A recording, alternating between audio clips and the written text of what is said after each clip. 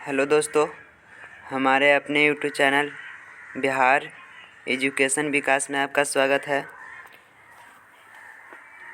आज हम हिंदी के वर्णिका से चैप्टर 1 से क्वेश्चन लेकर के आए हैं, जो कि इसका शीर्षक जो है दही वाली मगमा है। तो हमारे इस चैनल पे इसी तरह से अनेक प्रकार के शिक्षा से रिलेटेड कंटेंट मिलते रहेंगे, इसलिए आपसे रिक्वेस्ट है कि इस चैनल से जुड़ें और इस चैनल को सब्सक्राइब करें, बेल आइकन दबाना ना भूलें। तो हम ज़्यादा समय नहीं लेंगे, अपने क्वेश्चन की ओर आगे बढ़ते हैं। यहाँ लिखा हुआ है, क्वेश्चन नंबर पहला है कि दही वाली मगमा के लेखक कौन हैं। क्वेश्चन है, तो दही वाली मगमा के लेखक जो हैं इनका हो जाएगा करेक्ट आंसर बी होगा, श्रीनिवास जी जो हैं दही वाली मगमा के लेखक हैं। अब क्वेश्चन नंबर हम आगे की ओर बढ़ते हैं, यानी कि क्वेश्चन नंबर 2 की ओर बढ़ते हैं। क्वेश्चन नंबर 2 की ओर बढ़ते हैं तो देखते हैं कि लिखा हुआ है कि श्रीनिवास का पूरा नाम क्या है था। ए में है बी आर नारायण, बी में है ईश्वर पेटलीकर, सी में है वेंकटेश आज्ञाकार और डी में है ए और बी दोनों। तो आप लोग पढ़े होंगे तो ज़रूर बताएंगे। इसका राइट और करेक्ट आंसर जो हो जाएगा सी हो जाएगा, वेंकटेश आज्ञाकार हैं इनका पूरा नाम। अब क्वेश्चन नंबर हम 3 की ओर आगे बढ़ते हैं। तो साहित्य अकादमी ने श्रीनिवास की कहानी संकलन सन्ना के थेगलू को कब पुरस्कृत किया गया था। क्वेश्चन है, बहुत VVI इम्पोर्टेंट क्वेश्चन है, इसलिए आप लोग ध्यान से देखिएगा।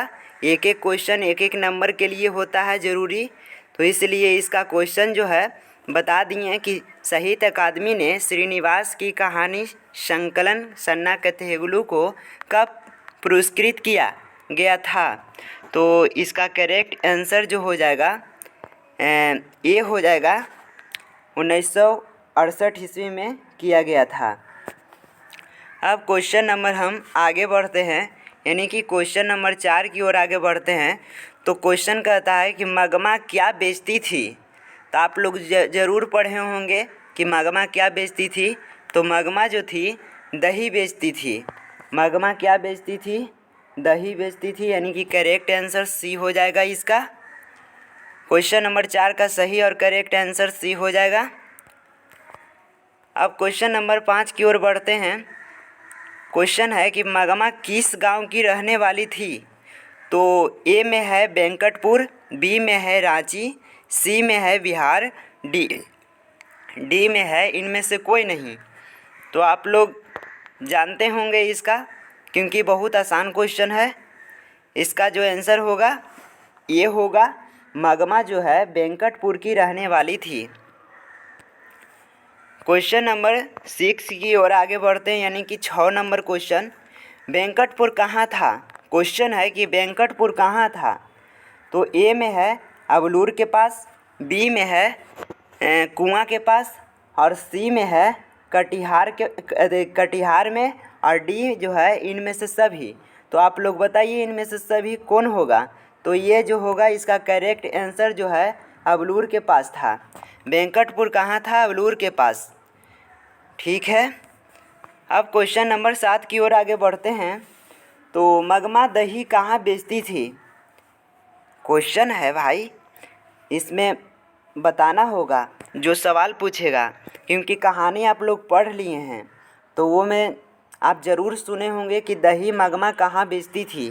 तो इसका अनुसार हम अगर जो देखें तो ये में जो है लिखा हुआ बिहार है, बी में जो है झारखंड है और सी में बेंगलुरु शहर में है और डी जो है उत्तर प्रदेश में है। तो इसका सही और करेक्ट आंसर जो हो जाएगा, इसका सही करेक्ट आंसर हो जाएगा बेंगलुरु शहर में बेचती थी। अब क्वेश्चन नंबर 8 की ओर बढ़ते हैं हम आगे। तो क्वेश्चन नंबर 8 कहता है कि महीनों के बाद पैसे लेने की प्रक्रिया कन्नड़ में क्या कहलाता था? तो इसमें जो है बताइए आप लोग क्या कहलाएगा? तो ए में ऑप्शन इसमें दिया हुआ है कि बाकी, बी में है बारी, सी में है मासिक और डी में है इनमें से सभी, यानी कि सभी बोल रहा है। लेकिन इसमें है जो आप लोग बताइए कि कौन सही और करेक्ट आंसर होगा। तो इसका करेक्ट आंसर जो हो जाएगा क्या होगा? तो इसका करेक्ट हो जाएगा आंसर बारी, यानी कि बी नंबर आंसर इसका सही हो जाएगा। बी नंबर जो है सही हो जाएगा इसका आंसर, यानी कि बी होगा आंसर, इसका बी हो जाएगा आंसर। ठीक है, अब आगे की ओर बढ़ते हैं हम। इसमें जो है दही वाली मगमा कहानी किस से ली गई है? दही वाली मगमा कहानी किस से ली गई है, क्वेश्चन पूछ रहा है। तो ए में है ऑप्शन दिया है नेशनल एजेंसी इंडिया से, बी में है यूरोप से और सी में है नेशनल बुक ट्रस्ट इंडिया से और डी में जो है इनमें से कोई नहीं। तो आप लोग बताइए कौन सा होगा इसका करेक्ट आंसर। इसका जो है हम रंग बदल लेते हैं, जो पेंसिल का ये ब्रश का जो रंग है उसको हम रंग बदल लिए। इसका बताइए आप लोग। तो इसका करेक्ट आंसर सी हो जाएगा, यानी कि नेशनल बुक ट्रस्ट इंडिया से होगा। अब आगे की ओर बढ़ते हैं। Question number 10। क्वेश्चन नंबर 10 क्या कहता है जो देख लेते हैं थोड़ा। तो इसमें कह रहा है क्वेश्चन नंबर 10 में कि मगमा के गांव के जुआरी आदमी का क्या नाम था। देखिए इसमें पूछ दिया। एक एक क्वेश्चन जो है कहानी इसीलिए पढ़ा जाता है और सुना जाता है ध्यानपूर्वक कि क्वेश्चन कब कहाँ से उठा देगा कोई ठीक नहीं होता है। तो इसलिए हम बता रहे हैं आप लोग को कि मगमा गांव के जुआरी आदमी का क्या नाम था। मगमा के गांव के जुआरी आदमी का क्या नाम था?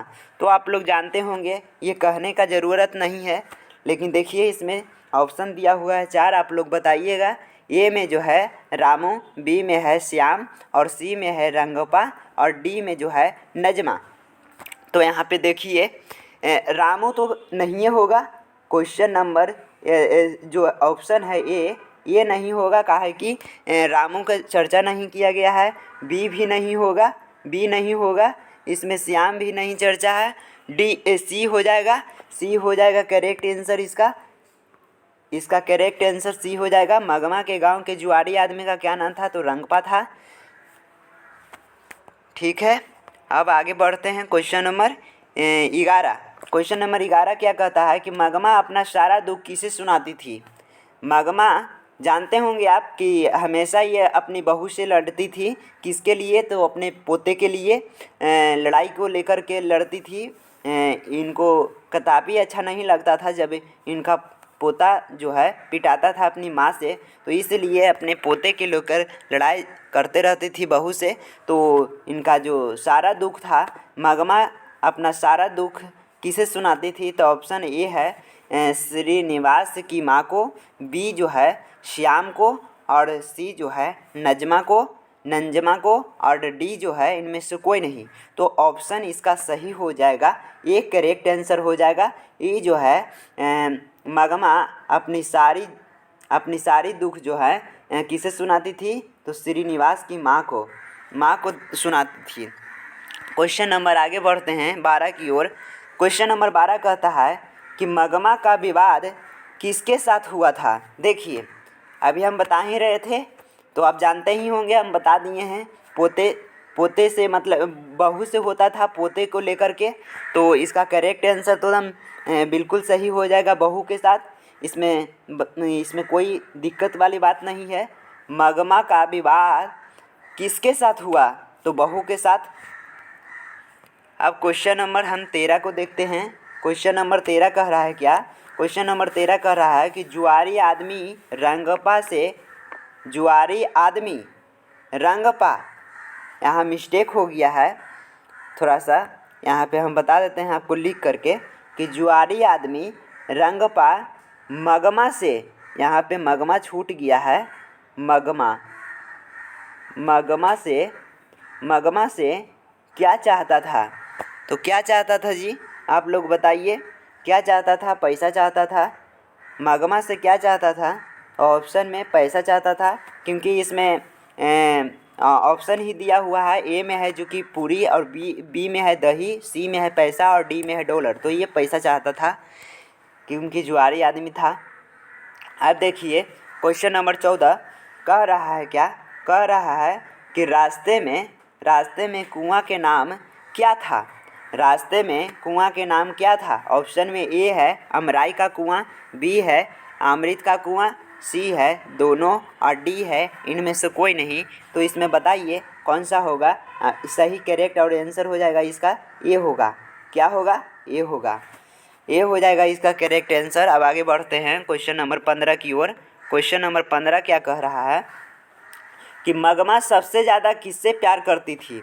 मगमा जो है अपने क्या किससे प्यार करती थी, तो आप लोग बताइए। ए में बेटे से, बी में बहू से, सी में दोनों से और डी में जो है पोते से। तो इसका करेक्ट है और लास्ट वाला हो जाएगा ऑप्शन इसका, यानी कि डी हो जाएगा। पोते से ज़्यादा प्यार करती थी, इसीलिए पोते के चलते जो है लड़ाई बहू से हमेशा इनका रहता था, बनता नहीं था। तो इसको ध्यान दे करके ध्यानपूर्वक देखिएगा, सुनिएगा, वीडियो के लास्ट तक बने रहिए। इससे जो है ज़्यादा क्वेश्चन पूछने वाला ना है, जो कि हम VVI लेकर के आए हैं। 2 नंबर 3 नंबर ऑब्जेक्टिव जो है पूछ ही देगा इससे। यहाँ देखिए अब क्वेश्चन नंबर 16 क्या कह रहा है कि मगमा के बहू का क्या नाम था। मगमा के बहू का क्या नाम था। तो ए में है नंजमा, बी में है सीता और सी में है गीता और डी में जो है कामायनी। तो इसमें क्या होगा, इसमें कामिनी नहीं होगा, सीता भी नहीं होगी और गीता भी नहीं होगी। इसका करेक्ट आंसर ए हो जाएगा, यानी कि नंजमा नाम था उनकी बहू की। अब देखिए क्वेश्चन नंबर 17 क्या कह रहा है। श्रीनिवास ने दही वाली मगमा को किस साहित्य में लिखा। श्रीनिवास ने दही वाली मगमा को किस साहित्य में लिखा। साहित्य कह रहा है। तो देखिए क्वेश्चन का इसका करेक्ट और सही क्या होगा, आप लोग बताइए थोड़ा। ऑप्शन हम बता देते हैं। ऑप्शन ए है जो कन्नड़ साहित्य में, बी भोजपुरी साहित्य में और सी जो है दोनों में और डी है इनमें से कोई नहीं। तो इसका करेक्ट आंसर क्या हो जाएगा, कन्नड़ साहित्य में हो जाएगा, कन्नड़ साहित्य में हो जाएगा। अब देखिए क्वेश्चन नंबर आगे बढ़ते हैं 18 क्या कह रहा है। क्वेश्चन नंबर 18 क्या कह रहा है, देखिए मगमा और बहू के साथ किस चीज़ को लेकर लड़ाई रहता था। तो एकदम सिंपल है जी, किसके लिए, स्वतंत्रता के लिए रहता था। स्वतंत्रता क्या चाहती थी नंजमा जो है मगमा क्या चाहती थी नंजमा से कि हमारे पोता को जो है बहुत कम पीटे, यानी कि स्वतंत्र रखे, यानी कि स्वतंत्रता की लड़ाई था, स्वतंत्रता की लड़ाई था। डी को आंसर हो जाएगा इसका। अब देखिए क्वेश्चन नंबर 19 आप लोग के स्क्रीन पर दिख रहा होगा। क्वेश्चन नंबर 19 कह रहा है कि श्रीनिवास का जन्म कब हुआ। देखिए इसीलिए खासियत है हिंदी को, खासियत यही है कि जो लेखक का नाम होता है और कविता जो लिखते हैं, कवियत्री हो या तो कविता लिखने वाले हों, उनका जन्म और मृत्यु को बहुत ध्यानपूर्वक देखकर रखना चाहिए, ध्यान में रखना चाहिए, क्योंकि उससे क्वेश्चन जो है हमेशा बहुत पूछते हैं। तो इसलिए आप लोग ज़रूर से ज़रूर याद कीजिएगा। याद नहीं है तो ऐसे तो उम्मीद करते हैं कि आप लोग याद कर ही लिए होंगे, क्योंकि पढ़ रहे हैं तो कुछ न कुछ तो पढ़वे किए होंगे, तो ये सब ज़रूरी है। तो क्वेश्चन नंबर हम 19 को लेकर के क्या कहता है देखते हैं। श्रीनिवास का जन्म कब हुआ था। श्रीनिवास का जन्म कब हुआ था। तो ऑप्शन देखिए, ए में दिया हुआ है कि 6 जून 1891 ईस्वी, बी में दिया हुआ है कि 8 जून 1891 ईस्वी, सी में है 15 जून 1891 ईस्वी और डी में है 2 जून 1891 ईस्वी। तो इसका करेक्ट आंसर सही हो जाएगा कौन सा, ये हो जाएगा 6 जून 1891 ईस्वी में इनका जन्म हुआ था। अब देखिए क्वेश्चन यहाँ कह रहा है कि 20वां नंबर क्वेश्चन कि श्रीनिवास का जन्म कहाँ हुआ था, वहाँ कब हुआ था, यहाँ कहाँ हुआ था, ये क्वेश्चन पूछ दिया। तो इसका सही आंसर क्या होगा, ए में है बिहार में, बी में है कोलार के कर्नाटक में, सी में है राजस्थान में और डी जो है ए और बी दोनों में। तो आप बताइए, ए और बी तो नहीं होगा, दोनों का है कि अलग अलग स्थान का नाम है। इसमें बताया हुआ तो ये डी तो गलत हो गया है, इसका ऑप्शन ये तो नहीं होगा। राजस्थान नहीं है, बिहार भी नहीं है। इसका करेक्ट आंसर जो है, इसका करेक्ट आंसर बी हो जाएगा, कोलार के कर्नाटक में। अब देखिए क्वेश्चन नंबर 21 का कह रहा है, क्वेश्चन नंबर 21 कह रहा है कि मगमा मिठाई किसके लिए ले जा रही थी। तो किसके लिए ले जा रही थी, तो जानबे करते होंगे कि पोते से ज़्यादा इनका लगाव था, प्यार था, इसके लिए जो है अपनी बहू से भी लड़ गई थी। तो इसका करेक्ट आंसर जो हो जाएगा, इसका हो जाएगा, ये हो जाएगा, यानी पोते के लिए मिठाई ले जा रही थी, इसका करेक्ट आंसर हो जाएगा। अब देखिए हम जाते जाते फिर एक लास्ट कह रहे हैं कि अभी तक हमारे चैनल को सब्सक्राइब नहीं किए हैं तो सब्सक्राइब कर लें और बेल आइकन दबाना न भूलें। हमारा बिहार एजुकेशन विकास हमारा चैनल है। हमारे चैनल पे बहुत सारे शिक्षा से रिलेटेड वीडियो मिलते रहेंगे। देखने के लिए थैंक यू।